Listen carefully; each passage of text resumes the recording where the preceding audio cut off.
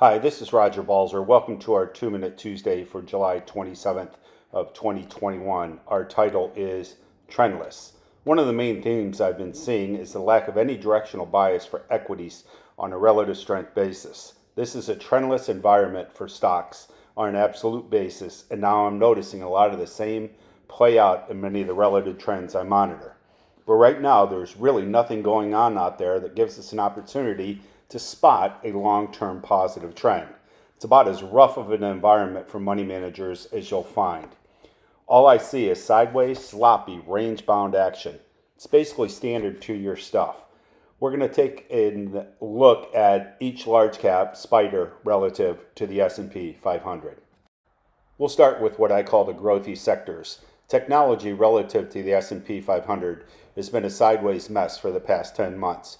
There's no clear directional bias in sight until it eclipses the September 2020 highs or violates the lower bounds of this range at the 32 area. Consumer discretionary has also been posting lower highs and lower lows since the beginning of the year. This is not a leadership characteristic. Despite holding above former resistance, communication services has been chopping in a sideways range since March, another trendless mess. Let's turn our attention to the value-oriented sectors that led for much of the first half of this year.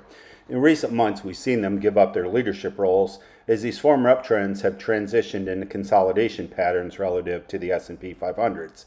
Financials is a good example, as this ratio broke out of a nice base earlier this year as the group has been steadily improving and outperforming off the 2020 lows. Fast forward to today's, this trend is tested at its breakout level from above and failed. Expect more choppiness ahead. Energy relative to the S&P 500 has gone straight sideways since the first quarter. This ratio has made its first set of lower highs and lower lows. Similar to financials, industrials are trading lower. Once again, another hot mess. And here's materials, trapped in a sloppy range, just produced a second sell signal. What about the defensive sectors? Are they suggesting a risk-off tone amid this choppy action? It would make sense in this type of an environment. I'm just not seeing it, not now at least. Here's consumer staples continuing in the direction of their primary downtrend relative to the market. And utilities relative to the S&P looks no different, as this safety sector just broke to fresh new lows as well. We are in an environment where equities in general could come under further pressure. There's simply too many signs suggesting this is likely to be the case for the days ahead. Earlier this year, real estate had made a major turn, but presently it's running into overhead resistance. As long as price is trapped beneath this former support, there's no directional bias for this group. Finally, turning our attention to healthcare relative to the S&P, also stuck below overhead supply and resistance as it consolidates and forms a potential buyout coming. Like real estate, there's still work to do before the risk is to the upside in this ratio.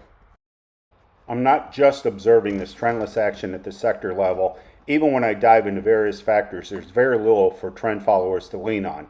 I prefer opportunities where the primary trend is at my back, and this is definitely not that environment.